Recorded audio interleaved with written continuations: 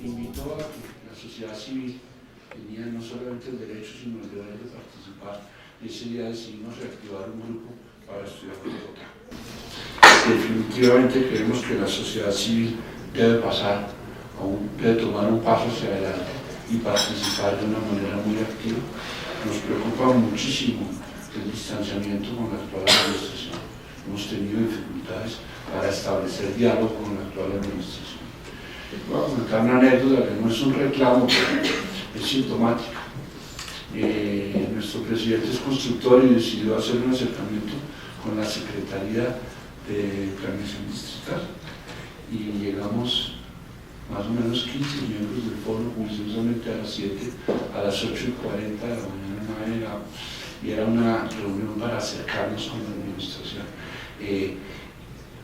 En una ciudad como Bogotá es entendible que alguien pueda llegar a hora 40 tarde, pero nos sentimos excepcionalmente distantes de la actual administración y nos preocupa porque nos duele muchísimo Bogotá y tenemos muchas ideas y muchos proyectos y mucho que aportar a Bogotá y creemos que el empresariado debería estar cerca y mantenerse en diálogo con la administración distrital.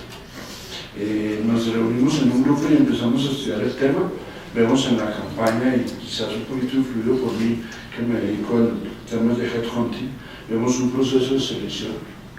Estamos en un proceso de selección y en un momento dado propusimos un enfoque científico al proceso de selección. Está clarísimo, tenemos varios candidatos y los bogotanos tenemos que elegir de aquí al 20 y tanto de octubre quién va a ser el próximo líder de Bogotá.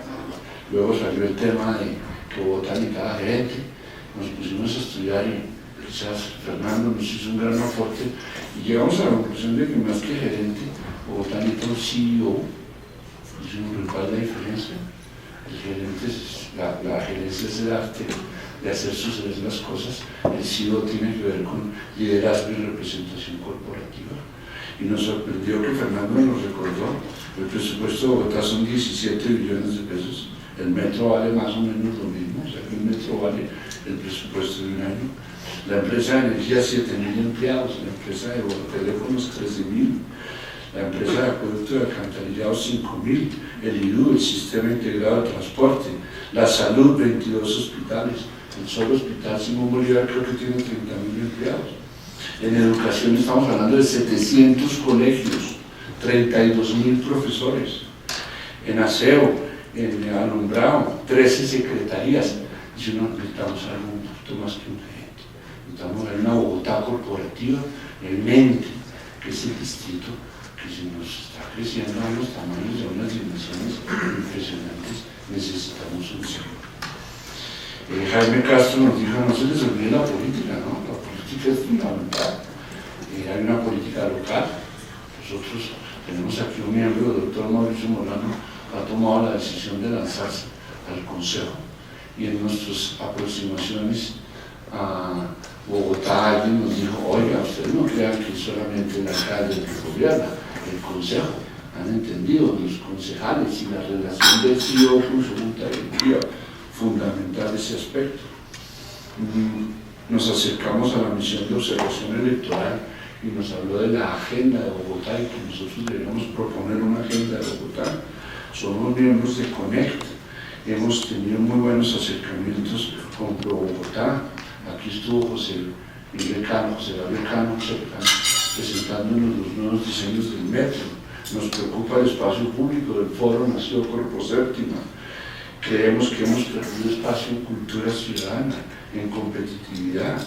Bueno, el panorama es amplísimo y a raíz de ese tema decidimos invitar a los candidatos.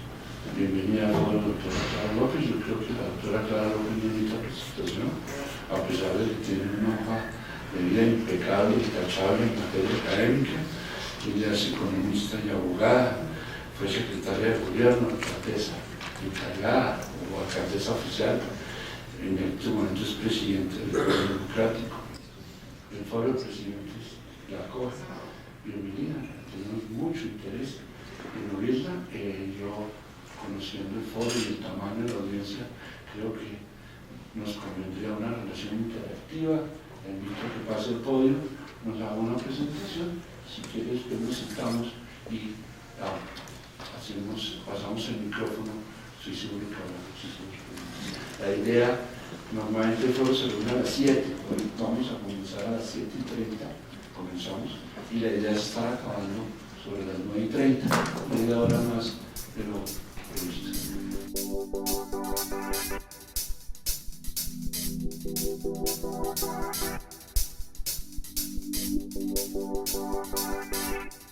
Lo primero es darles las gracias al foro, a su vicepresidente y a todos los que hoy han venido a interactuar, espero, porque no creo que sea solo a escuchar a alguien que está en la carrera por gobernar esta ciudad. La traducción mía de CEO es gobernante, gerente muy importante, pero un gobernante tiene que ser no solo un buen gerente, sino ejercer un liderazgo en la ciudad, un liderazgo ético, pero también un liderazgo de carácter político, en el mejor sentido de la palabra, porque político no es politiquería, político es poder elevar al conglomerado a niveles más altos de aspiración y logro. Y pienso que eso es precisamente lo que tuve la oportunidad de hacer cuando fui alcaldesa de Bogotá, hoy hace 4 años. Estaba tal vez sentada en el despacho con con el doctor de la Pava, con Roberto, mirando qué era lo que íbamos a hacer en una ciudad que estaba postrada, una ciudadanía en una total desconfianza injustificada con sus gobernantes y desde luego una administración pública, un funcionariado que se compone de 30.000 funcionarios nombrados regularmente de carrera y 30.000 contratistas que tenían la autoestima por el piso porque habían recibido el golpe más fuerte, que era el retiro de su alcalde, en ese momento no por corrupción, sino por ineficiencia. Y la realidad es que fue una tarea verdaderamente dura, fuerte, y quiero plantearles que en ese momento lo que propusimos fue un nuevo trato con la ciudadanía, un nuevo trato que consistiera en decir la verdad, en plantear un trabajo conjunto, porque por mucho gobernante, por mucho líder, por mucho CEO que se tenga, uno no puede delegar la administración y el liderazgo y la conducción de la ciudad a una sola persona o siquiera a un solo gobierno. Esto es una función de todos, por eso celebro tanto que podamos en este momento reiniciar este diálogo, porque con mucho esfuerzo, con un gran equipo de colaboradoras, de colaboradores, nosotros entramos con el 12% de opinión favorable. Yo no sé si sería algo semejante hoy si hacemos una encuesta en este salón, pero salí con el 78%, la cifra más alta de alcalde alguno desde que la Gallup lleva las encuestas sobre alcaldes de Bogotá. Y debo decir que la pregunta de cómo va Bogotá, si va bien o va mal, si va por buen camino o va por mal camino, venía en Barrena.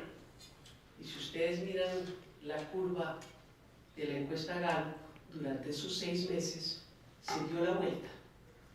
Y se dio la vuelta Yo pienso porque la gente se sintió bien gobernada. Y desde luego hicimos un plan de cierre, recuperamos confianza, pusimos orden en la casa y dejamos lo que yo siempre dije, la cena servida para la próxima administración. Dejamos el cierre financiero de la FETAR Canoas, dejamos estructurado el sistema integrado de transporte público, dejamos sobre la mesa una agenda social en curso muy robusta. Y la realidad es que yo tengo que decirles hoy que me sorprende que sobre una persona que tiene que mostrar, que la gente conoce, por su talante, por su voluntad y capacidad de diálogo, por su transparencia, que me caigan encima todos los daños ajenos, como si fueran propios.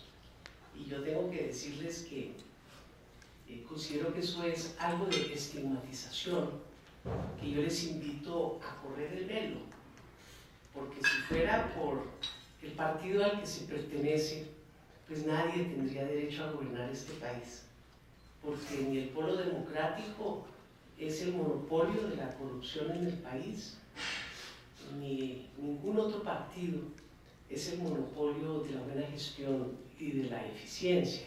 Aquí lo que tenemos son gobernantes buenos, malos y mediocres. Y yo los invito a que en ese plano de llano, de no comparaciones o adjudicación de problemas ajenos, podamos evaluar un poco lo que nosotros tenemos planteado para la ciudad. Ayer yo le decía a Darío Arizmendi, porque me sorprendió cuando me hizo la entrevista en Caracol, y me dijo, es que vamos con 3 gobiernos del Polo desastrosos. El gobierno de Petro, el gobierno de Samuel, el gobierno de Lucho. Entonces, fíjense cómo son las cosas, me tocó corregirle. El doctor Gustavo Petro no es miembro del Polo Democrático Alternativo. Él sí, es una persona de la izquierda, pero algo va de pertenecer a un partido a ser elegido por un grupo significativo de ciudadanos. Nosotros tenemos un cuerpo doctrinario y desde luego tenemos un control interno del partido. Y me toca también recordar que cuando el señor procurador le hizo los señalamientos a Samuel Moreno, quien salió a pedirle públicamente la renuncia es quien ahorita les habla. Pero eso nunca lo plantearon en los medios de comunicación, ni les interesa, porque es señalar, si por fuera solo asociación, es que no hicieron nada, porque como no pueden decir que nos robamos nosotros a Bogotá, entonces fue que no hicimos nada frente a quienes sí lo hicieron, que fuera de Samuel Moreno y su hermano, todos los implicados pertenecen a los partidos tradicionales. Casi que uno diría que corrompieron a estos administradores que no tenían la moral bien puesta. Todos, absolutamente todos los que están hoy en la cárcel son concejales y funcionarios pertenecientes a partidos distintos del Polo Democrático Alternativo, pero desde luego eso no disminuye la responsabilidad del alcalde, que es el primer llamado a mantener el orden, a mantener la disciplina, no solamente a no robar, sino a no dejar robar, que eso es algo sobre lo cual en nuestra sociedad se ha decaído muchísimo. Yo fui a un colegio en Estados Unidos donde el código de honor era muy sencillo y muy simple, y es un código de honor que nos quedaría muy bien a todos, y que lo practicamos en la administración distrital durante esos 6 meses tan duros que nos correspondió dirigir y liderar. Es que es tan responsable de una infracción al reglamento, a la ley, a las buenas costumbres, quien comete la infracción como quien, sabiendo que el otro la cometió, no hace nada al respecto. Nosotros en el colegio éramos tan responsables por la indisciplina de una compañera como por guardar silencio sobre su indisciplina. Y en la sociedad en general, cuando ya no estamos hablando de una disciplina colegial, sino estamos hablando de cómo vamos a mantener la cohesión en una sociedad donde la corrupción ha llegado al tuétano mismo de la sociedad, es reconocer que no es suficiente con ser nosotros mismos honestos, sino que tenemos una responsabilidad social y ciudadana de coayudar para que todos, absolutamente todos, tengan un buen comportamiento. Lo dije antes de ayer en un foro en la ANDI, para la corrupción, desafortunadamente es así, se necesitan dos. Como en el caso de Gilis Medina, no es una sola de las partes la que comete la infracción. Y aquí todos tenemos una enorme responsabilidad para reconducir los negocios públicos, los negocios privados y las relaciones interpersonales por nuevos conductos de transparencia, de buenas costumbres y desde luego de recuperación de esa enfermedad tan terrible que está llegando a destrozar nuestra sociedad. Yo no sé, viendo anoche el noticiero uno queda abrumado. Una chiquita es capaz de echarle ácido en la cara a una compañera haciéndose pasar por habitante de calle. Es algo que uno dice, ¿qué está pasando? Entonces sí, tenemos sobre las manos una enorme responsabilidad. Yo diría que compartida. Por eso quiero iniciar planteando que en el gobierno de la ciudad, cuando fui secretaria de gobierno, cuando fui alcaldesa, yo nunca pretendía hacer las cosas solas, ni siquiera con el equipo de gobierno. Yo siempre planteé la absoluta necesidad de generar un diálogo permanente con todos los sectores de interés que tenían que ver con las funciones que ejercía desde mi cargo. Y yo quiero que ustedes de pronto hablaran con los constructores de la ciudad. ¿Quién fue que montó el sistema de alertas tempranas? No solamente en el territorio, sino en los juzgados, para evitar y prevenir los robos de tierra que se están llevando a cabo, no solo por invasiones de tierreros dentro de unas estructuras criminales muy potentes, sino desde los mismos juzgados, donde se están llevando a cabo robos de terrenos por mecanismos torcidos en las distintas dependencias y los distintos juzgados. Así pude rescatarle importantes derechos de propiedad privada a importantísimas empresas de la capital de la República, no permitiendo que se utilizara a la administración distrital como una herramienta para la corrupción de esas maquinarias delictuales. Porque ustedes saben que el inspector de policía juega un papel fundamental en hacer o en dejar hacer. Y yo creo que si ustedes hablan con Amarillo, con Pedro Gómez, con Almacenes Éxito, van a recibir muy buenas referencias sobre cuáles administraciones han defendido la propiedad privada en esta ciudad. Y espero que encuentren mi nombre en el primer lugar. Porque a veces piensa la gente que la izquierda es enemiga de la empresa privada. Y yo quiero decirles que desde la concepción de la nueva izquierda, esa izquierda dúctil, esa izquierda que lo que tiene es un corazón en función de generar en la sociedad unos estándares básicos de convivencia fundamentados en la garantía de los derechos de todos y de todas. El principal socio en esa empresa pues es la empresa privada. ¿Quién más financia al sector público si no es la empresa privada a través de sus impuestos? ¿Y quién más hace servicio social permanente en un tema estratégico como es el empleo, si no es la empresa privada? Así es que la sociedad, gobierno, empresa, y yo siempre adiciono academia, ese trípode es la alianza estratégica para sacar adelante los emprendimientos sociales que le compete dirigir y liderar al sector público de la mano de los distintos estamentos de la sociedad. Entonces, en ese orden de ideas, yo quiero plantear rápidamente, porque son tantos los temas, pero yo quiero dejar tiempo para que podamos intercambiar con preguntas. Un aspecto, tal vez un aspecto central del programa que estamos planteando. Nosotros pensamos que esta es la oportunidad de retomar la planeación a largo plazo. Aquí hubo durante 20 años la idea de que con el nuevo modelo del consenso de Washington, en el que el fundamentalismo del mercado se apropió de la sociedad y se empezó el marchitamiento del Estado, debilitándolo,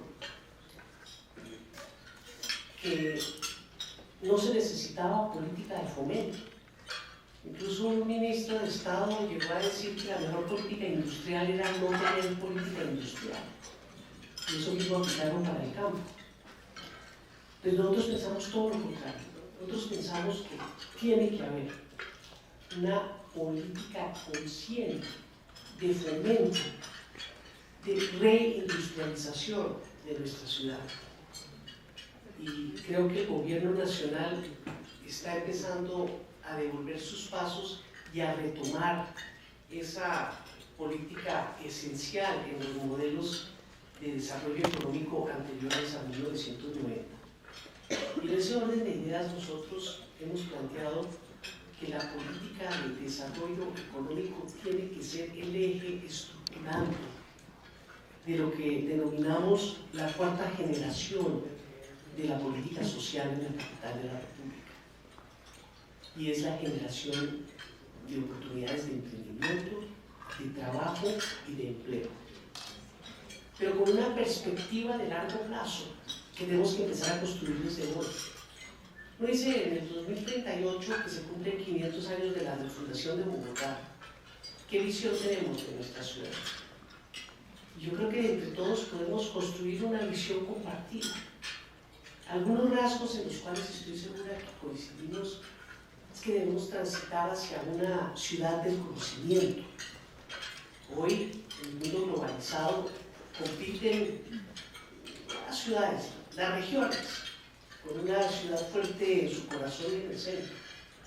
Y todo el mundo compite en ese mercado internacional, pues en función de ventajas comparativas, pero también en función de un valor agregado que solamente viene de las nuevas tecnologías de la información, de las comunicaciones, de la innovación, de la ciencia y de la tecnología.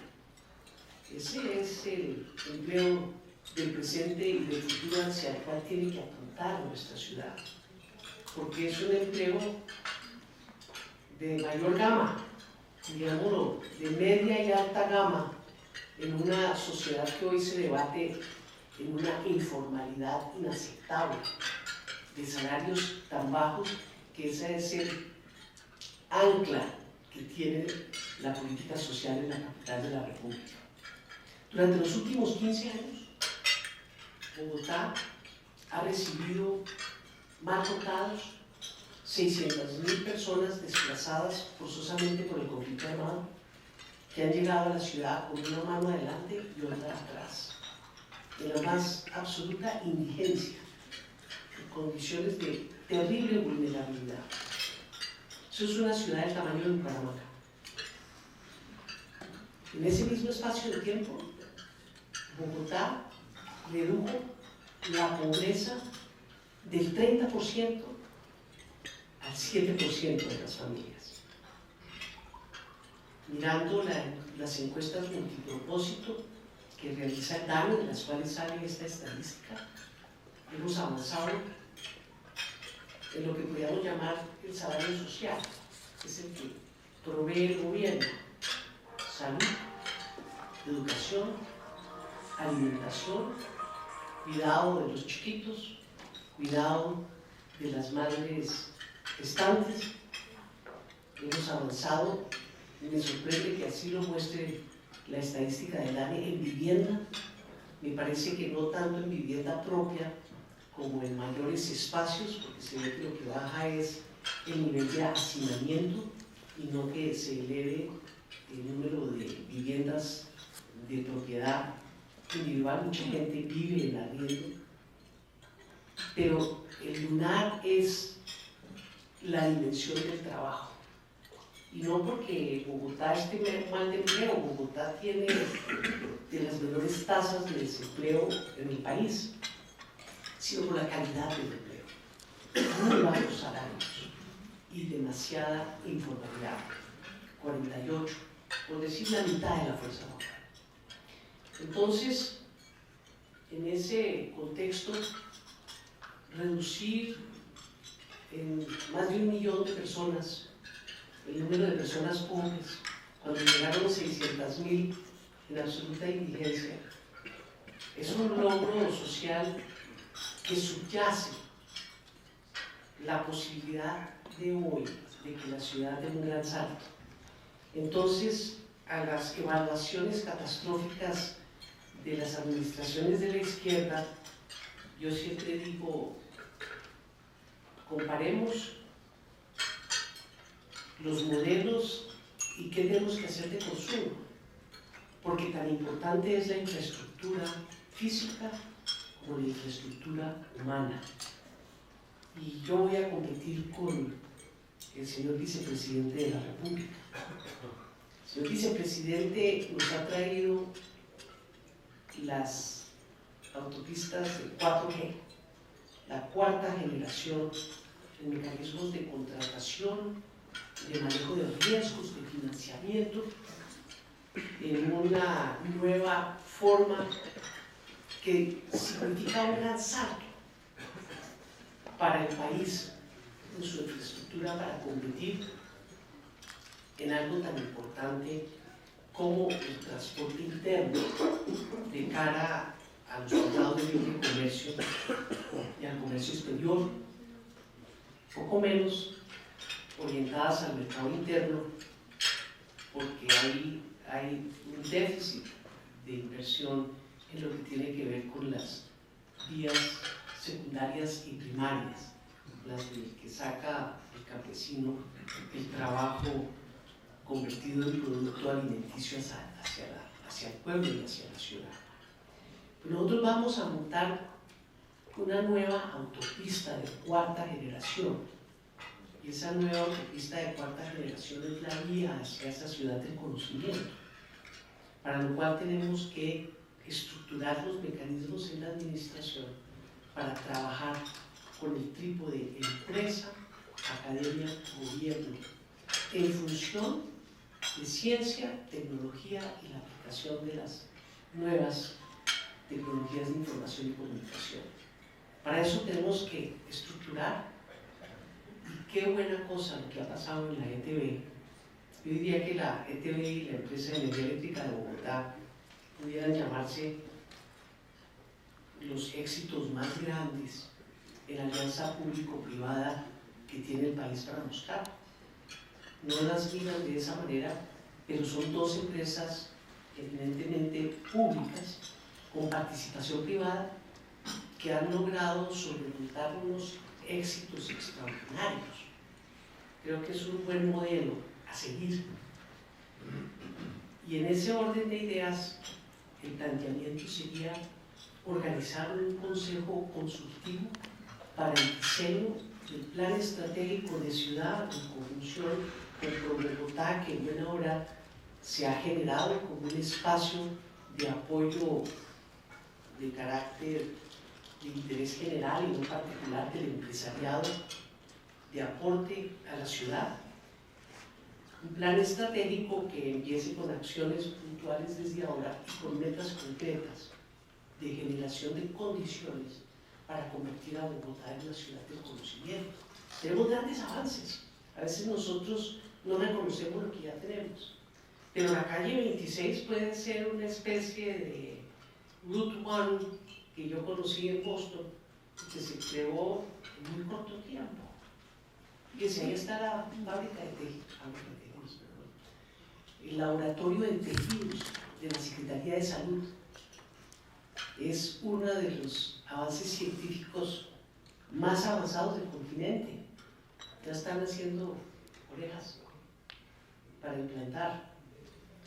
Está todo ese corredor, aquí está la gerente presidenta de la NOCA, está el Parque Tecnológico de la Universidad Nacional, ahí se está generando ese gran anillo de innovación con Innovo, con la Feria Internacional. Nosotros tenemos que, a partir de eso y con una buena estructuración de ciudad, partiendo desde el ordenamiento territorial y el uso del suelo, a las políticas de fomento, a la incorporación de empresa, gobierno, academia, estructurar la posibilidad real de articulación con el sistema educativo distrital para generar las bases de una industria sin chimeneas que nos va a dar el valor agregado con oportunidades de emprendimiento, de trabajo y de empleo de alta gama para esos 370.000 jóvenes que hoy en la capital de la República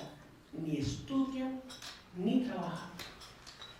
Nos quejamos de la inseguridad, pero la inseguridad tiene mucho que ver con ese fenómeno social al cual no le hemos dado la atención debida.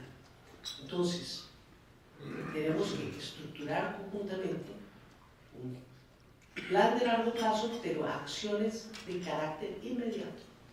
Y por ejemplo, en los colegios distritales podemos montar, para el que ya hay una demanda en el mercado, unos laboratorios rápidos para que estos muchachos de noveno, décimo, 11 tengan el conocimiento y la capacidad de alimentar todas esas gamas de trabajos que ya pagan más del salario mínimo.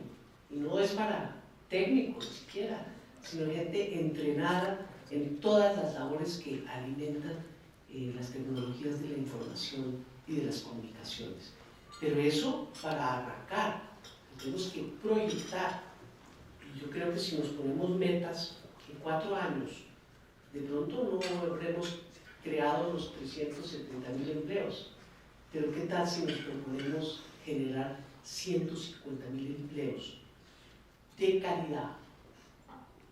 Empleos no, empleos y oportunidades de emprendimiento, porque esto no puede ser solo con empleo, todo lo contrario, tenemos que incentivar desde el aula las calidades que solo ustedes saben infundir, de tomar riesgos y de generar oportunidades de empresa, pero con apoyo tanto de la empresa como del gobierno. ¿Qué tal que las empresas aquí todas, entiendo que son 180, cada una adoptara un colegio distrital, no para gastar plata, sino para hacer un voluntariado, para generar unos proyectos internos que interesen, capturen el interés de estos jóvenes que a los 16 años nos abandonan el sistema de educación porque nos están reclutando para otro tipo de empresa que no les sirve a la sociedad.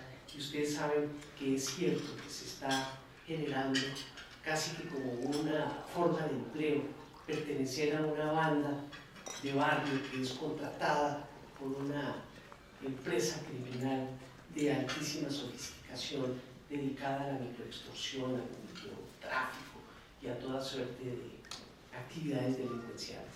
Entonces, pues no me quiero alargar, quiero invitarlos a que hagamos esto de la mano.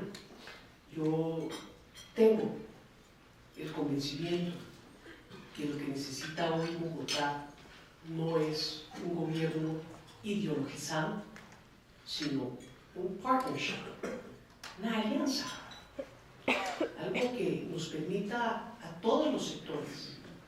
Y yo sé que el empresariado lo que está primando y está tomando una fuerza enorme desde hace ya varios años es un enorme sentido de responsabilidad social empresarial que no ha encontrado los cauces para que se arme la sinergia entre esa voluntad, esos recursos y esa capacidad y lo que se puede armar con academia y Estado como socios en esos emprendimientos.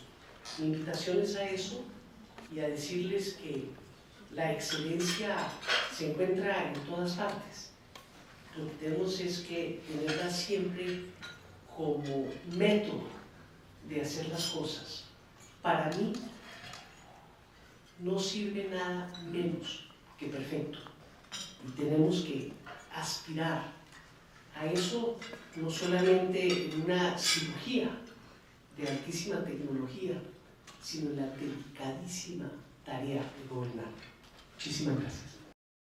Quisiera hacerle una pregunta, y es, cuando uno mira el panorama de Latinoamérica, con todos, la mayoría de los países gobernados por la izquierda, llenos de desastres y de escándalos, vemos la situación de Bogotá, que está postrada, la situación de los gobiernos, lo que quiero que usted forma parte de esta administración.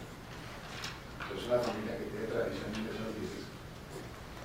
¿Usted no cree que el pueblo, la izquierda, tienen que pagar el costo político de lo que ha pasado? Yo pienso que si el mismo tratamiento se le hubiesen dado a otros partidos que han tenido casos tan y más graves de corrupción, este sería un mejor país. Yo, por ejemplo, lo digo con mucho respeto y mucho cuidado, pero yo fui la denunciante de la parapolítica en la Corte Suprema de Justicia. Y no crea que no se requería valor civil para ir a declarar donde había unos camajanes mirando a ver uno qué era lo que decía. Y yo dije algo muy sensato. El señor Mancuso dijo que en el Congreso habían elegido 35% de sus integrantes, estos grupos paramilitares, a sangre y fuego. Y yo lo que le pido a la Corte Suprema de Justicia es que nos diga quiénes son, quiénes sí y quiénes no, porque un país no puede vivir bajo la incertidumbre de que son todos. Hay que saber cuáles son. Y yo le quiero decir que ya van 70 condenados y otros tantos están en fila. ¿Ustedes saben de qué partidos políticos son? O un magistrado que protagonizó en el más alto y sagrado recinto de la democracia, la Corte Constitucional, un escándalo de corrupción. Yo pregunté el otro día en la Universidad de Rosario que si sabían a qué partido pertenecía. 2 estudiantes sabían. Pero todo el mundo sabe que el pueblo se robó a Bogotá. Y me parece que es muy correcto que se haya señalado ese hecho de corrupción tan terrible, ¿sí? En el cual participaron contratistas que hoy todavía no han terminado las obras en otras partes del país. Pero nadie sabe de eso. ¿Quién sabe del acueducto de Tocaima? ¿Quién sabe de los 30 acueductos de poblaciones chiquitas que perdieron toda su plata a manos del mismo contratista de la 26? ¿O quién sabe de lo que pasó con las placas, con esas operaciones financieras de la bolsa, con todos los acueductos, con todos los planes de agua de Colombia? Y usted sabe que el agua no potable, el agua contaminada, puede ser la primera causa de mortalidad infantil en Colombia. Entonces, yo creo que aquí hay, y se lo digo con el mayor respeto a todos ustedes, porque el que no lo dice lo piensa, ¿sí?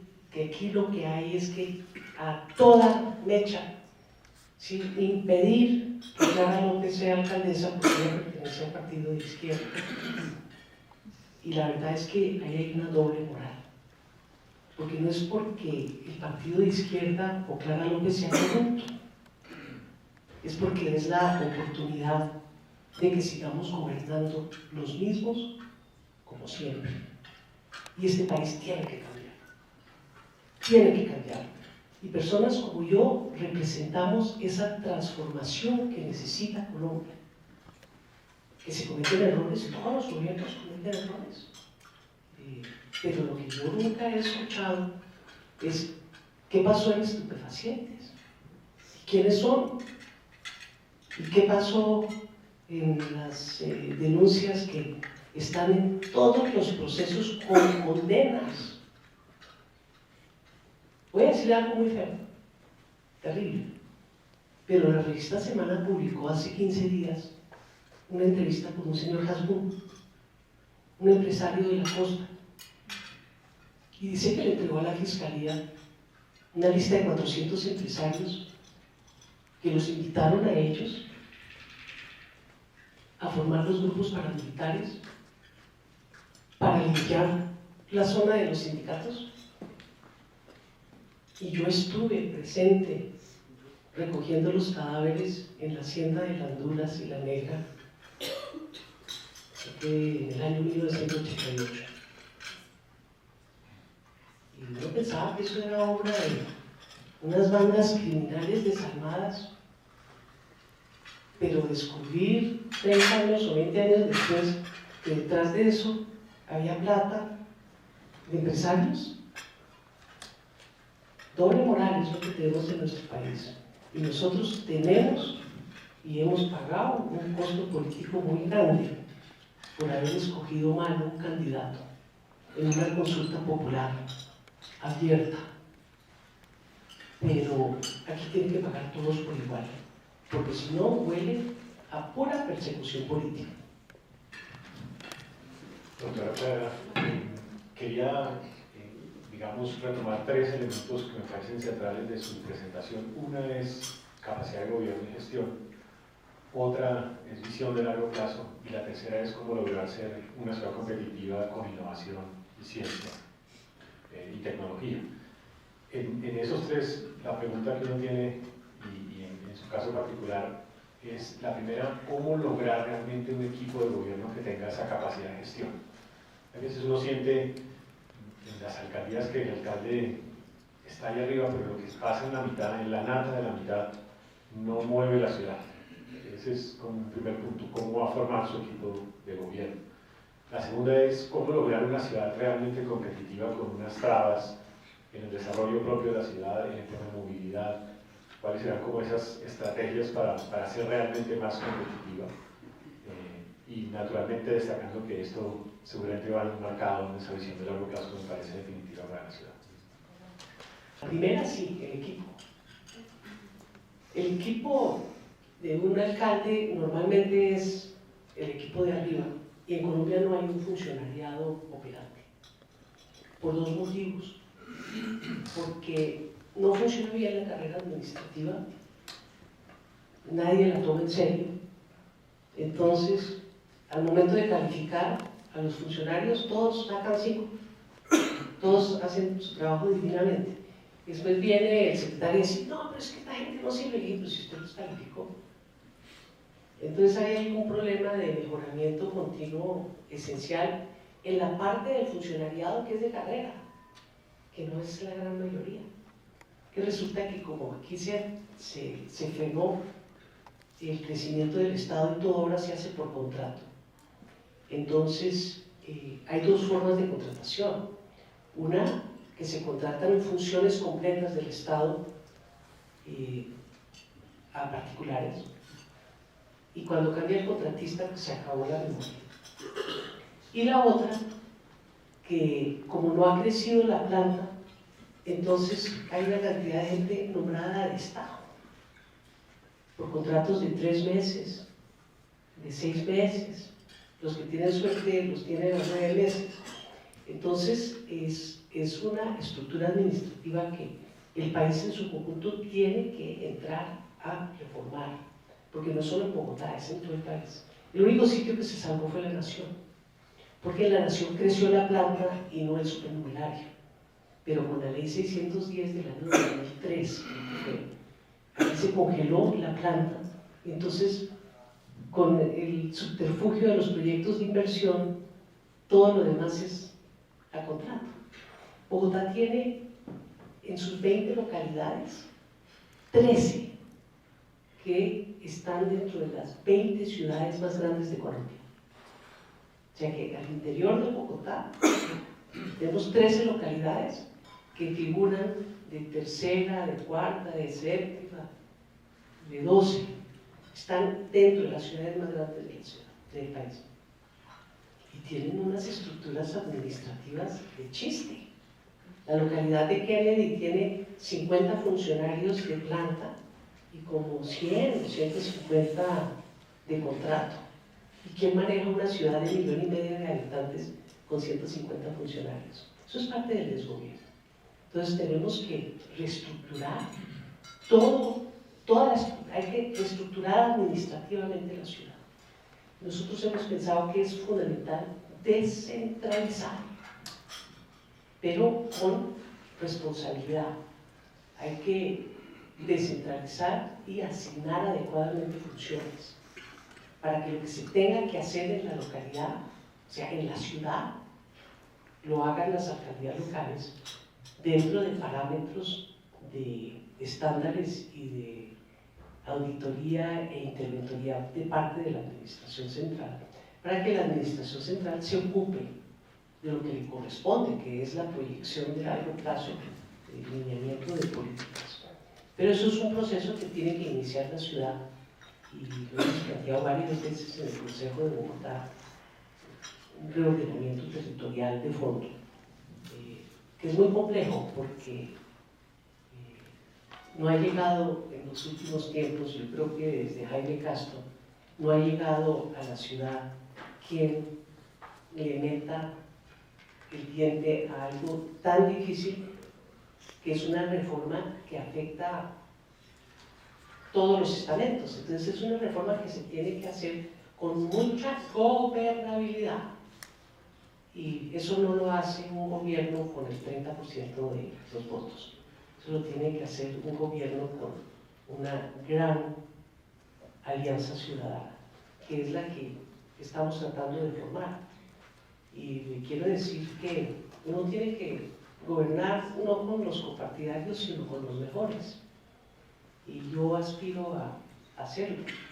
En el equipo nuestro hay unas figuras verdaderamente importantes en el campo de la economía, en el campo de las finanzas, y pues no son personas que uno vaya a decir de qué partidos son, pero son de todos los partidos. Yo tengo un equipo de 200 personas trabajando en el programa, y es un equipo programático muy abierto y con gente muy seria. Me atrevería a decir que uno de ellos estaba en el equipo programático y lo asustaron. Entonces me pidió el favor que él continuara, porque por favor no mencionara su nombre, porque está la estigmatización contra la izquierda, que eso implica que a la gente que nos está colaborando en el programa a veces hasta le retiran los contratos. Me gustaría conocer su posición frente a los colegios en concesión, que fue un logro sumamente importante porque ha logrado movilizar la calidad de la educación básica y media en el distrito, pero está la tendencia a desmontarlos. ¿Cuál sería su posición en este tipo de alianzas? No soy partidaria de convertir el colegio de concesión en la regla y el colegio público en la excepción. Hay que aclarar lo siguiente: los colegios en concesión son colegios públicos. La gente piensa que son colegios privados, ¿no? Es una alianza público-privada en la educación, y ha tenido un impacto muy importante sobre todo el sistema educativo distrital, que ha logrado en los últimos 15 años unos niveles de logro que quiero compartir con ustedes. En el año 2004, cuando llegó Lucho Garzón, el 7%, apenas el 7% de los colegios públicos del distrito estaban en los niveles superior o más del ICFES. 4 años más tarde, eso había elevado al 17%.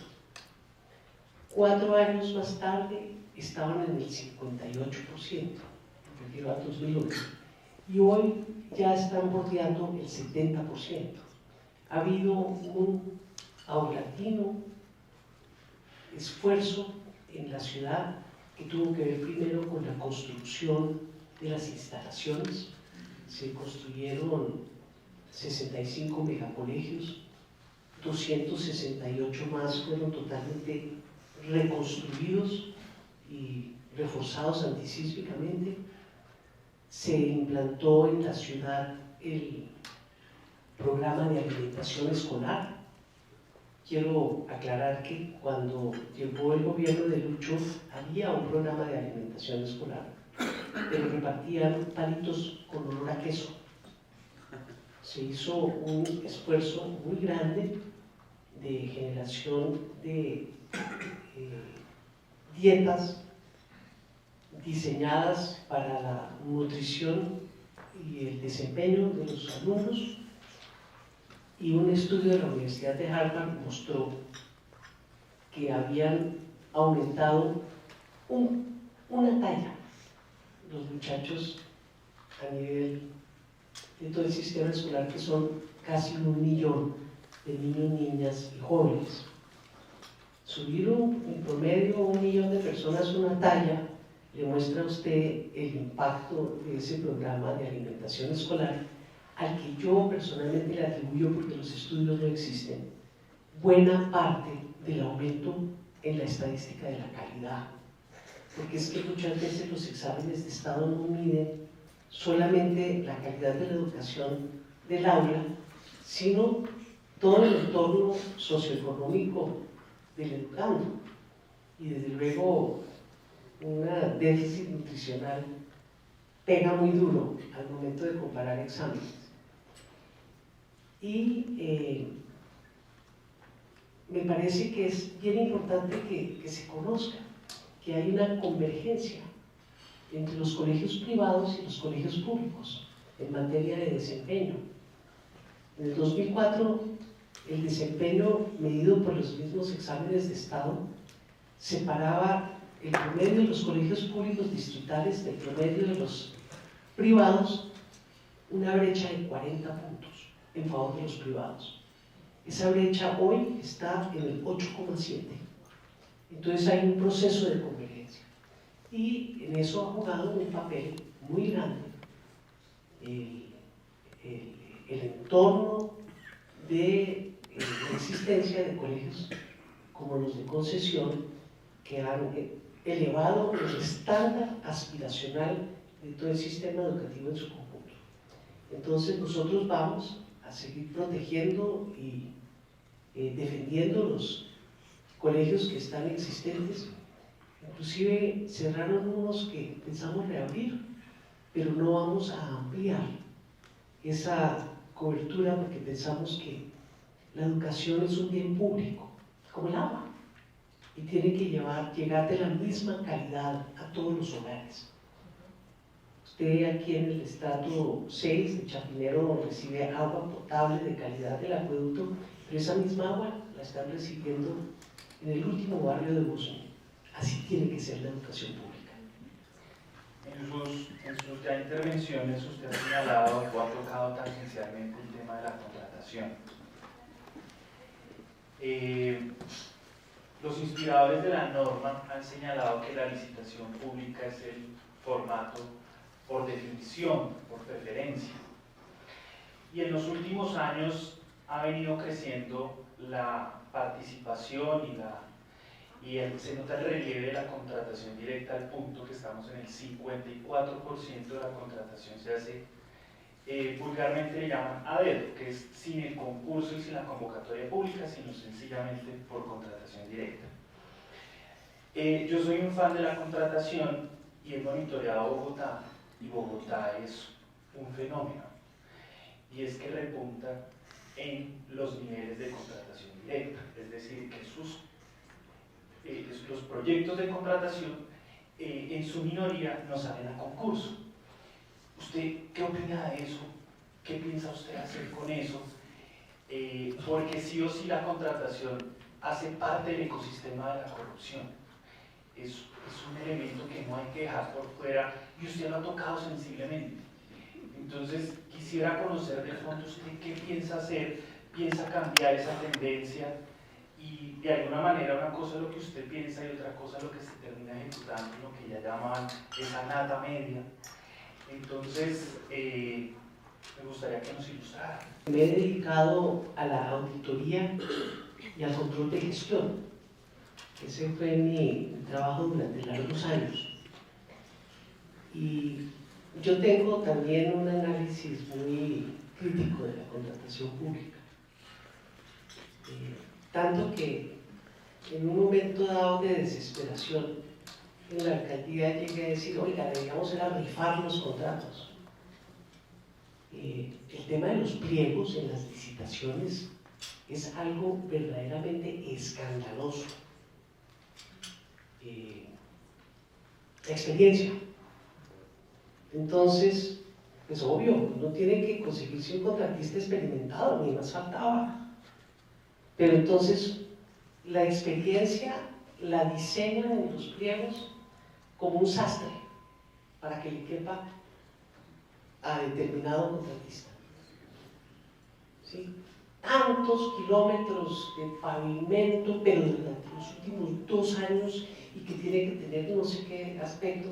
Entonces, la licitación no es la panacea, porque está el tema de la experiencia y están los indicadores financieros. Entonces, aquí de más en más, diciendo que la licitación pública es el máximo, vamos a caer en manos de 3 contratistas. Entonces yo pienso que aquí hay que hacer una reingeniería de la contratación y el gobierno nacional, ¿cómo ha avanzado en eso? Tenemos que ir hacia pliegos uniformes, tenemos que generar un mapa de riesgo de la contratación pública. Yo lo ensayé cuando fui auditora general de la República, pero me llevé la sorpresa que cuando pedí en archivo plano la contratación del Estado para poder hacer el mapa de riesgo en su conjunto, incluyendo la concentración de la contratación, no en una entidad, sino en el sector público en su conjunto. El Contralor General no me la quiso entregar y descubrí que un auditor tiene menos derechos que un ciudadano que por derecho de petición puede pedir la contratación pública de cualquier entidad. Pero hay que hacer un mapa de riesgos del conjunto, no entidad por entidad, del conjunto. Y yo he planteado que en mi administración vamos a tener lo que se pudiera denominar un bloque de búsqueda. Vamos a nombrar una comisión de ciudadanos de más alto nivel, reconocimiento ético público, para que sean los ojos y los dientes del despacho del alcalde en el control interno de la contratación pública. Y la idea es que un cuerpo reconocido ciudadano, la gente tenga la confianza y la posibilidad de hacer la denuncia, ya sea con su nombre o de manera anónima, y que este grupo, con todo el sistema de control interno de la administración a su servicio, tenga los dientes para prevenir y, si no alcanza a prevenir, para sancionar oportunamente a través de los medios idóneos de los órganos de control. No veo otra manera, porque el sistema de contratación se ha venido sofisticando tanto que hoy ni siquiera la licitación es garantía de transparencia. Primer tema es un poco económico, ¿de dónde va a apropiar los recursos? Porque sueños hay muchos, propósitos todos, pero pues todos sabemos que el país está atravesando y empieza a atravesar por una situación económica difícil. Creo que ya empieza a haber un déficit fiscal, está más o menos dentro de los márgenes, pero eso también, este tema de la enfermedad holandesa, dependiendo de un solo producto del petróleo, antes eran otras economías, la empresa, el café, etcétera, dependemos del petróleo y creo que la situación de Ecopetrol pues cada vez va siendo más difícil, va generando más desempleo por lo que sabemos. igual ese impacto va a ser para la ciudad. Entonces, donde tiene que apropiar recursos de 4.5 billones para el metro, donde ya Pablo está hablando de 17 billones de presupuesto de Bogotá, pues o se venden las empresas que tiene la capital, o sencillamente más cargas tributarias que ya los empresarios no somos capaces de soportar, o nos quedamos administrando sin dinero, que finalmente pues nunca los resultados los vamos a ver. Y en ese tema sí me gustaría que usted precisara, entonces, con los recursos que hay, de dónde los va a apropiar, cuáles serían sus prioridades. Porque las obritas que hace Bogotá, mire, llevamos 50 años hablando del metro y todavía no tenemos ninguna línea, y quién sabe, uno ya duda de que eso se pueda hacer, así haya la voluntad del gobierno.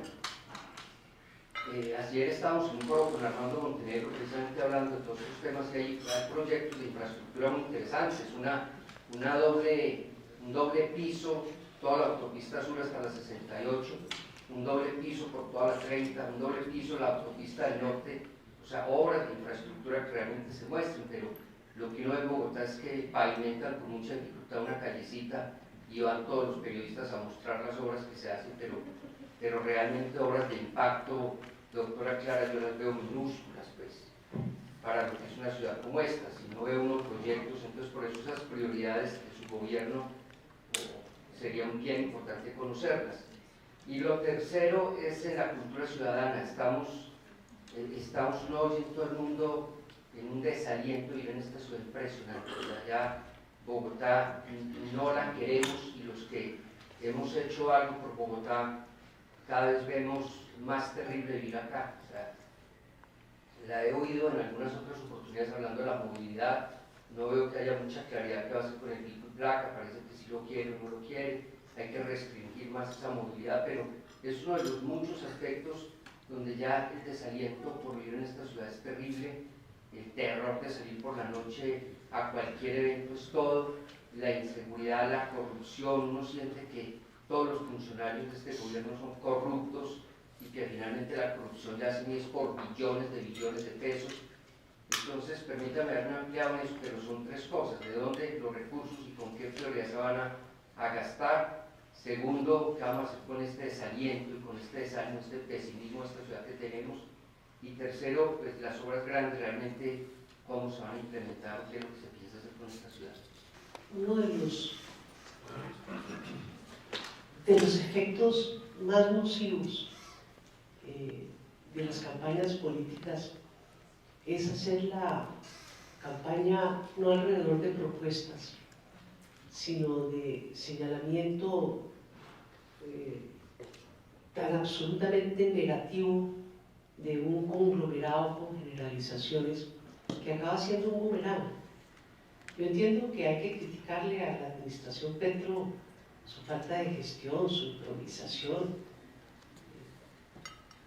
pero de ahí a que toda la ciudad esté en una apocalipsis como la que describe todo el mundo alimentando ese pesimismo, me parece contraproducente. Que todos tenemos que poner de nuestra parte. Fíjese usted, esa imagen apocalíptica que es la ciudad más insegura del mundo, con la peor movilidad del mundo, que aquí lo atracan a uno, que uno no puede andar en el trancón, le genera a la gente, a los que vivimos en Bogotá, un sentimiento de desesperanza total. Y para los negocios yo creo que es muy mal negocio estar uno publicitando a los cuatro vientos que no vengan a Bogotá porque aquí los matan, cuando pues, tenemos una ciudad con unas dificultades de seguridad y de movilidad tremendas, pero no son las peores del mundo. Dentro de las 50 ciudades más inseguras del mundo no figura Bogotá. Figuran como 5 ciudades más de Colombia, pero no figura Bogotá. ¿Sí? Eso no quiere decir que no tengamos problemas de inseguridad. Lo que quiero decir es que uno mismo alimenta esa imagen apocalíptica que acaba cayéndole el techo encima. ¿De dónde vamos a sacar los recursos? Mire, yo tengo que hacer propaganda también. Bogotá tiene AAA en finanzas y grado de inversión. Tuvimos AAA en finanzas muchos años antes que el gobierno nacional obtuviera el grado de inversión. Y por eso no lo podía obtener Bogotá, porque si no lo tenía la nación, no lo podía tener la ciudad. Pero llevamos varias administraciones de excelente manejo fiscal en manos de excelentes funcionarios que han manejado la hacienda pública de la ciudad. Y el catastro de Bogotá es un ejemplo, no a nivel nacional, a nivel internacional. Usted sabe que hoy está actualizado el catastro y mañana también, ya estaba actualizado desde el 2011 que se terminó el programa. Se actualiza el catastro de manera automática con mecanismos, no ese antiguo visita predio por predio, sino con los mecanismos modernos que permiten, con el cambio de la morfología, hacer un trabajo verdaderamente encomiable. Entonces, la ciudad tiene sostenibilidad en sus finanzas gracias a un excelente manejo y a una excelente gestión en materia de modernización de tributos y de cobro. El lunar, el impuesto de industria y comercio.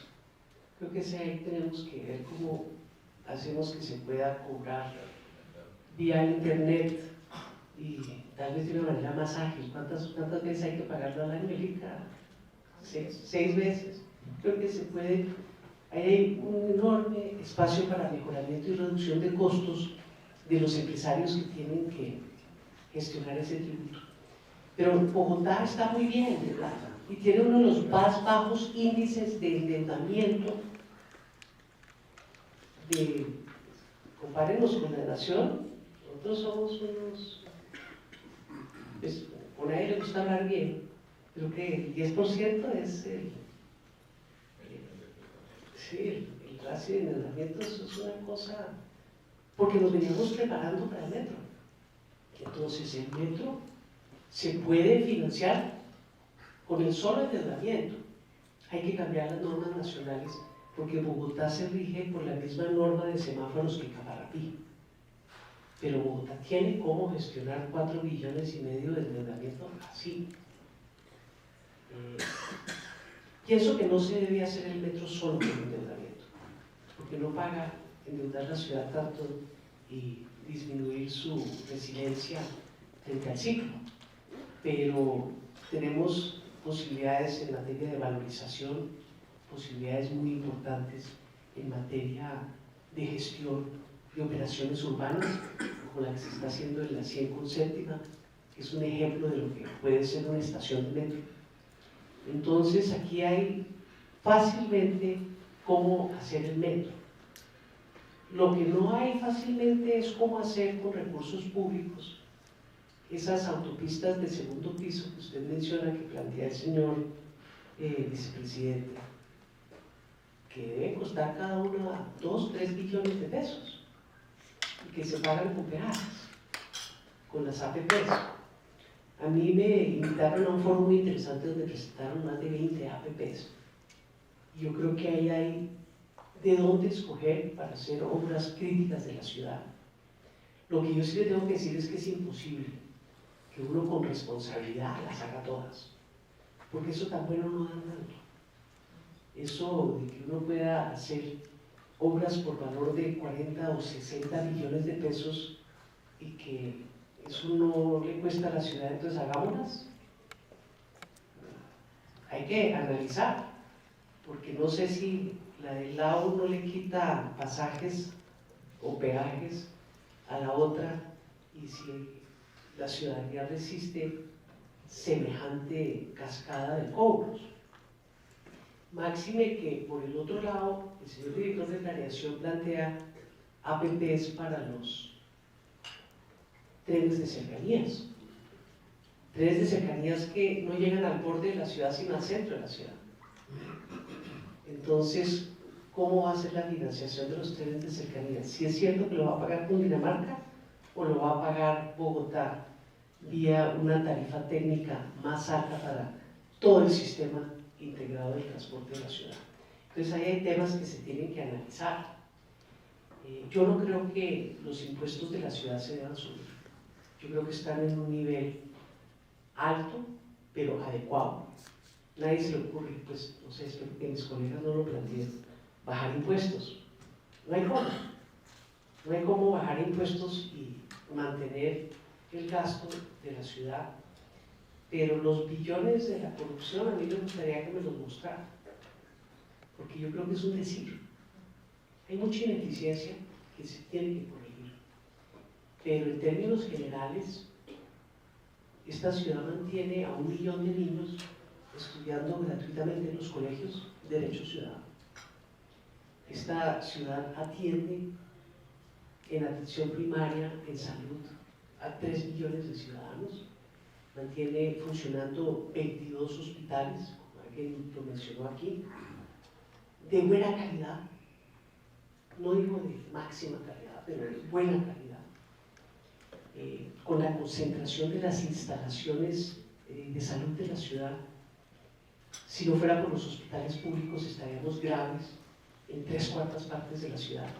He hablado con las EPS y con todo el sistema privado de salud y vamos a concertar en el nuevo POT la descentralización de las instalaciones de las prestadoras de salud, porque todo se está concentrando en un solo sitio y eso va en contra del sistema de transporte de la ciudad y en contra de la calidad del servicio. Entonces, esta es una ciudad que con los 17 billones de pesos hace milagros, porque es que son 7.600.000 habitantes. En Bogotá no solamente están las 13 ciudades más grandes, de 13 de las primeras 20, sino que Medellín, Cali, Barranquilla, Bucaramanga, Cartagena, tal vez Pereira y Armenia y Manizales, las 3, caben en Bogotá, en extensión y en población. Es que Bogotá es un país. Todos los países de Centroamérica juntos son más pequeños que Bogotá. Paraguay, Uruguay y Bolivia tienen un PIB semejante al de Bogotá. Entonces, 17 billones de pesos, que es mucha plata, es poca para semejante extensión y semejante población. Entonces tenemos que ser muy creativos. Vamos a tener que hacer infraestructura con APPs, pero no toda la que se necesita, porque no creo que podamos cargarle tanto al ciudadano. Vamos a tener que ser muy imaginativos. Y yo pienso que la mejor manera de crear impuestos en Bogotá, que es la óptica del funcionario público, es generar empresa. Y a eso es a lo que nos estoy invitando. Tenemos que generar empresa para generar empleo e impuestos. No podemos ordeñar a los que están porque se nos van. Y los tenemos que cuidar y consentir con buenas normas, con buenas alianzas y con una diálogo y conversación permanente. Yo pienso que ese consejo consultivo empresarial, que sea el trípode administración, empresa, Estado, para la planeación estratégica, para el diseño de la política pública y para el espacio de diálogo e intercambio permanente, es una necesidad de esta ciudad. Y para nosotros el tema fundamental de nuestra industria es la seguridad. Bogotá tiene la mitad de los policías que se necesitan, pero los empresarios invertimos mucho más en seguridad las empresas.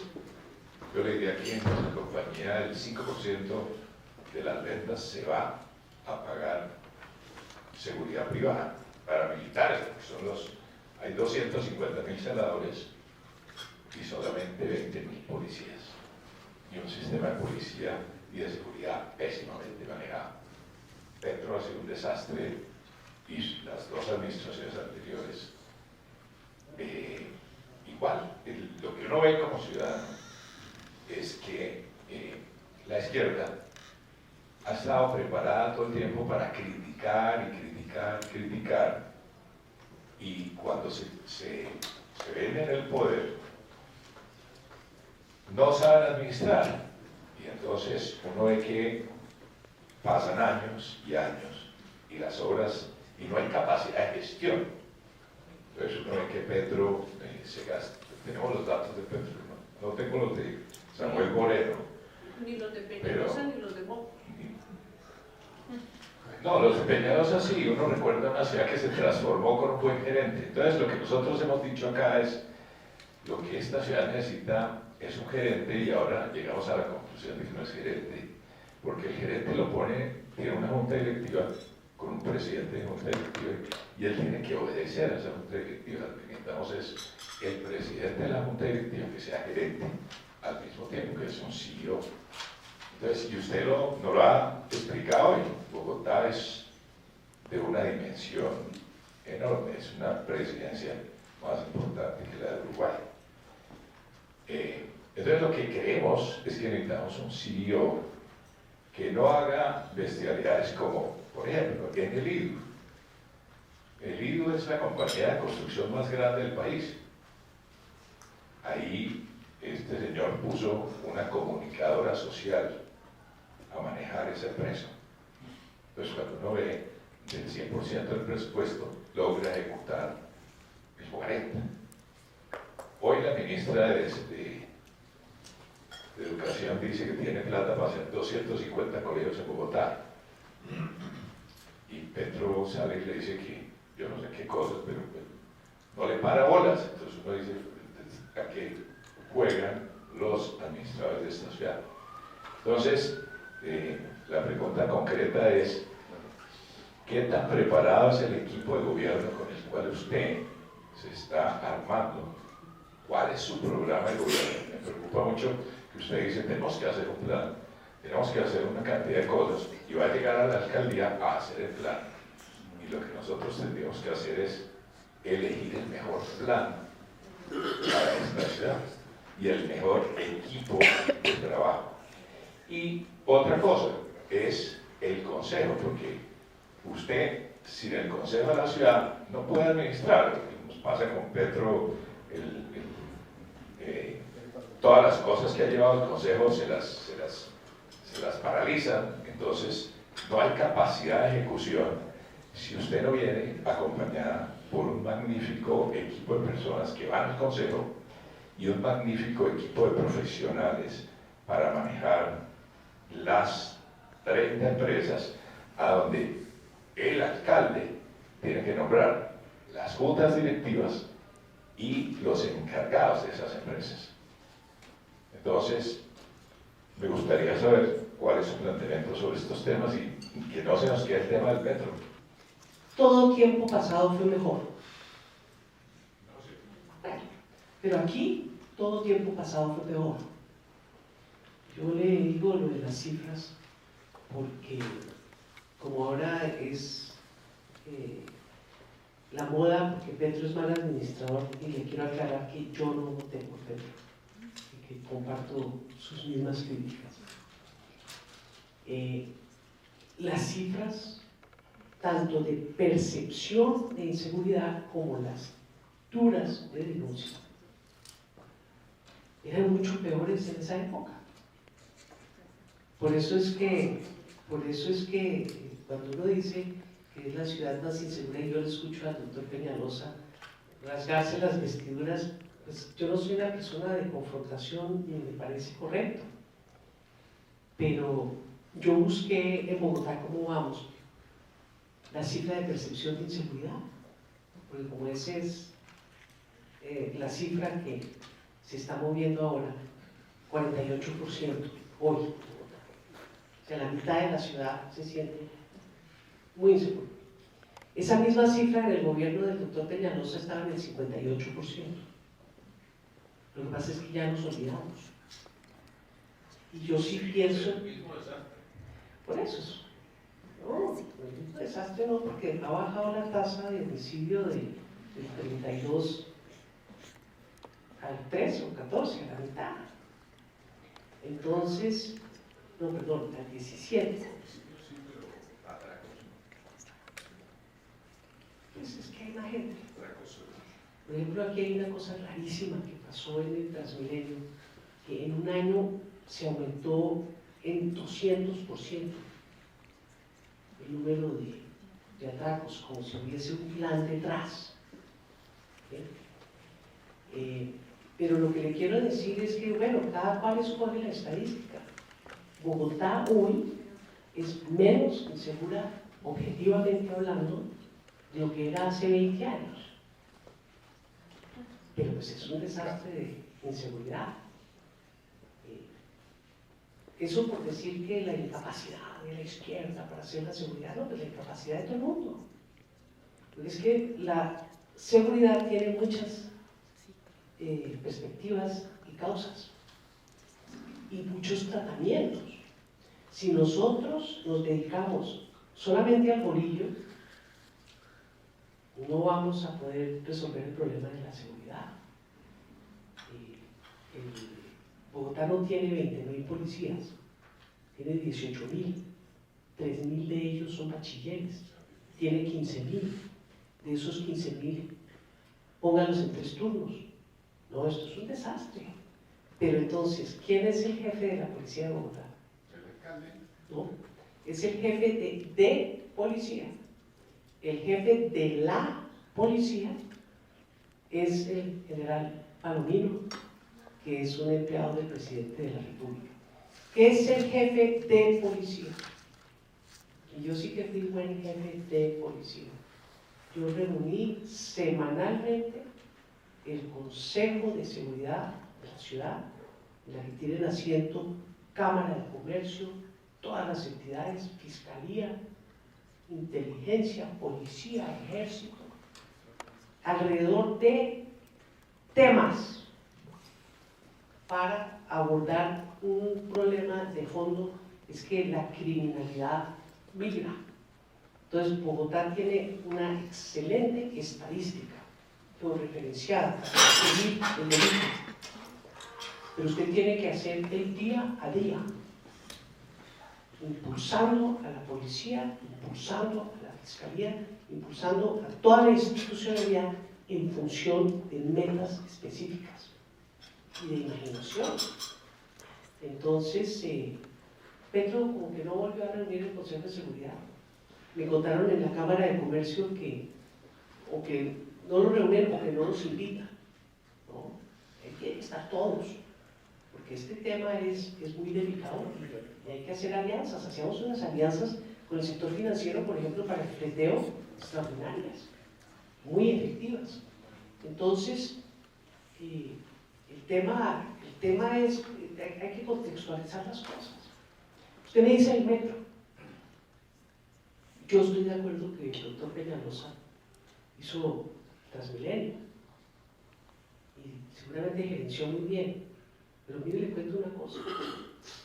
Cuando él hizo el Transmilenio se tenía que hacer el metro. Tenía el acuerdo y la plata del gobierno nacional y la privatización de la mitad de la empresa de energía eléctrica de Bogotá.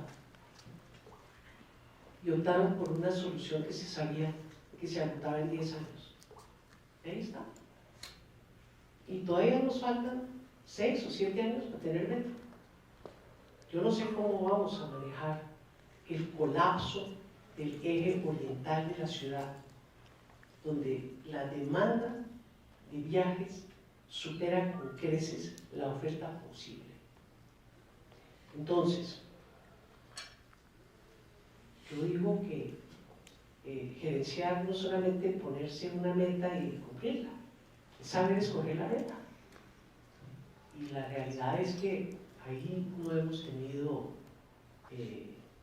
puntos floridos y hay que reconstruir la Caracas y la autopista, porque quedaron mal hechas. Y ese es otro de los problemas graves de fondo. Entonces, ¿cómo vamos a hacer?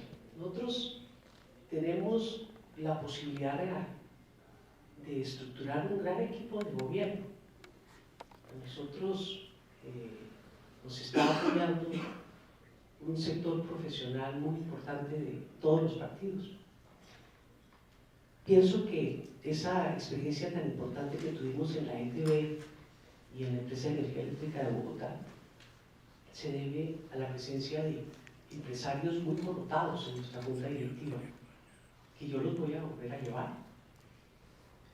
Esas empresas hay que manejarlas con un muy importante sentido de lo público, y lo público se tiene que redefinir como son esas empresas, eficientes, son unas tacitas de plata. Pues la empresa de energía eléctrica de Bogotá compite internacionalmente y ventajosamente. Entonces, el cuento de que lo público no funciona, no funciona si se maneja mal. Una empresa privada se quiebra si se maneja mal. Eso, habas se cuecen en todas partes. Entonces sí tenemos que escoger los equipos. Esa es la función fundamental de un gobernante. Uno no gobierna directamente, uno escoge ya un equipo. Y yo tengo muy buen récord donde he pasado. Le invito a que mire cómo fue la Contraloría de Bogotá con el Contralor y cuáles fueron sus resultados, la Auditoría General de la República. El caso de la alcaldía yo creo que lo pongo con especial mención. No me gusta que me estén grabando esta parte, porque voy a hablar bien de mí, ¿sí? Pero a mí me sorprendió incluso que terceras personas me propusieron para el premio de liderazgo de la revista Semana, con la participación de ese importante programa de la Universidad de los Andes. Yo no me presenté, me presentaron y me premiaron. Entonces yo pienso que cuando uno tiene una hoja de vida de servicios, pues la lógica indicaría, eso haría un buen CEO, miraría la hoja de servicios de esa persona, no la del vecino. Doctora Clara, una pregunta. Se ha oído mencionar de que si se firma la paz en Cuba, la FARC se reintegrarían a la política y que su política es hacer un pacto con el Polo, integrarse al Polo, y que ya habían hablado contigo a ese respecto, y con la condición de que le financiaran la campaña de la alcaldía actualmente, para poder compartir ellos poder en caso de que hubiera triunfo de la campaña. ¿En qué va eso y hasta dónde va esa cooperación? Esa sí no la había escuchado yo. ¿Sí? Las FARC reingresarán a la vida civil y ellos formarán su agrupación política. Pero el Polo Democrático Alternativo no tiene relaciones con las FARC. Nosotros no tenemos relaciones con ningún grupo armado legal. Y quiero que miren la hoja de vida de todos nuestros congresistas, porque hasta los han acusado y los han absuelto absolutamente a todos. Lo que no ha pasado con los congresistas de otros partidos, que se ha comprobado que han hecho parte de grupos armados ilegales por la Corte Suprema de Justicia. Y la realidad es que, carambas, que me van a financiar la campaña, necesito ese dato, porque voy a meter hoy mismo la denuncia ante la Fiscalía. Yo tengo un plan 200, que estamos buscando 200 aportantes a mi campaña, para poder reunir, ojalá, lo más cercano posible al tope admitido de inversión en la campaña. Porque nosotros, como Polo, no tenemos grandes recursos, ni a nosotros, como usted habrá visto en este desayuno, nos financian los empresarios. Vamos a buscar las donaciones de manera democrática para buscar competir con quienes ya a esta altura de la campaña han invertido más que el tope admitido por la ley electoral. Uno cuando está en el sector público piensa que 4 años es mucho tiempo, pero cuando uno comienza a hablar y lo que se dice que lo importante es la visión de largo plazo y se ha tocado el tema de institucionalización y el equipo de gobierno, termina siendo que realmente 4 años se le pasan así y uno creyó que le iba a alcanzar y no le va a alcanzar el tiempo. Y me parece que dentro de este mismo proceso hay que comenzar a pensar desde el primer día cuál va a ser el legado que uno va a dejar y cómo va a asegurar que las cosas que uno va haciendo queden hacia el futuro y esos planes que eventualmente adopte o lo que sea queden hacia adelante. Entonces, mi pregunta sería más también, digamos, como complementando lo que se preguntaba, el equipo de gobierno que va, o sea, el equipo con el que va a trabajar su gobierno, ¿qué piensa usted? ¿Qué se puede ir avanzando? ¿Qué cosas habría que cimentar en Bogotá para lograr esa visión de largo plazo que se pueda construir de manera conjunta? Lo fundamental hoy es cimentar una política de fomento y de desarrollo económico articulada a un programa integrado de inclusión juvenil. No que sea el desarrollo económico solo para la inclusión juvenil, sino que esos dos tienen que ir de la mano. Porque el objetivo nuestro es abrirle las compuertas de las oportunidades del empleo decente y del emprendimiento a los jóvenes de la capital de la República. Pienso que ese, si usted me pregunta, ¿cuál es el legado? Ese sería el legado, lo que yo llamo la cuarta generación de la política social en Bogotá. Un trabajador normal le mete al año más o menos 15 semanas de solo transporte. En movilidad, ¿qué se va a hacer con él? La economía es política, ni más ni menos que cómo se distribuyen los recursos en una sociedad. Y esas son decisiones últimamente de prioridad colectiva, y prioridad colectiva es decisión política. ¿Qué vamos a hacer con la movilidad? Se meten 15 semanas, pero meten también como el 20% de su bolsillo. Eso es inaceptable, eso es un costo enorme. Tenemos que entender que el tema de la movilidad es un tema de una complejidad tremenda. Y para descongestionar la ciudad no es tanto abrir nuevas vías. No sé si ustedes se fijaron en lo que pasó en la 100. A los 3 días eso está otra vez trancado. Eso tiene un nombre en los expertos de movilidad larguísimo, porque son 4 los expertos que se apropian del término. Una ley que muestra que cuando las decisiones de movilidad en carros son individuales, la acumulación de esas decisiones cuando se abre una nueva vía lleva a que rápidamente ella también se congestione. Pienso que el principal aporte en eso tiene que ser la tapa de los huecos. Y la tapa de los huecos no funcionó con los grandes contratistas. Mocus propuso, y lo llevaron a cabo en su administración, un gran contrato de mantenimiento vial en Bogotá con la empresa ICA de México. Como alcaldesa a mí me tocó finalmente liquidar ese contrato, que no se incumplió, eso no funcionó. Después dividieron la ciudad en zonas de mantenimiento, tampoco funcionó. Yo pienso que la tapa de los huecos es caso típico de actividad local que se hace mejor con pequeña contratación, con control de la ciudadanía que se tiene que incorporar a través del empleo. Yo, por ejemplo, como auditora y como control de gestión, siempre le pregunto primero a los trabajadores y después al interventor cómo está la cosa. Y eso me sirvió mucho en la 26.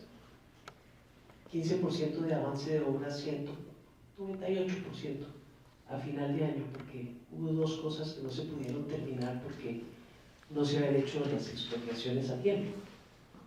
Pero la realidad es que en este tema de la movilidad, la tapada de los huecos y la estrategia de los sitios para desembotellar, nosotros ya tenemos identificadas 100 obritas. Bueno, algunas son más que obritas porque son pequeños puentes, pero 100 obras de carácter local que pueden contribuir enormemente al desembotellamiento de sectores de localidades de la ciudad. Entonces vamos a meterle muy duro a eso.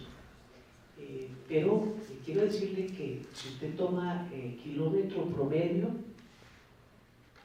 de movilidad, Bogotá no está ni bien ni mal, está como dentro del promedio.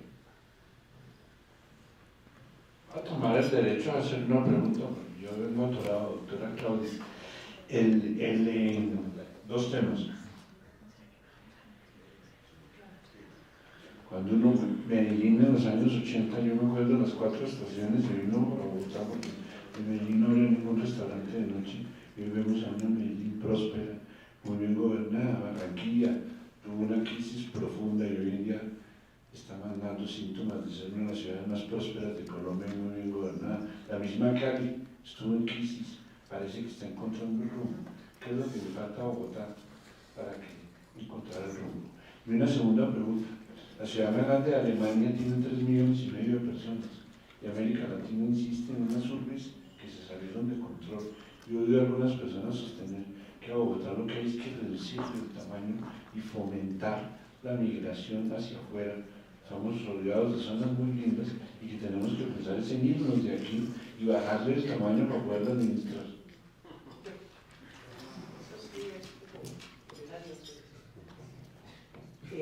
¿Qué necesita Bogotá? Yo creo que Bogotá necesita una alcaldesa que ponga orden. Y por poner orden yo quiero decir el trabajo disciplinado de liderar equipos, pero también de agarrar los problemas como el sartén por el mango. Yo quiero decirle que los problemas no se solucionan solos y que una de las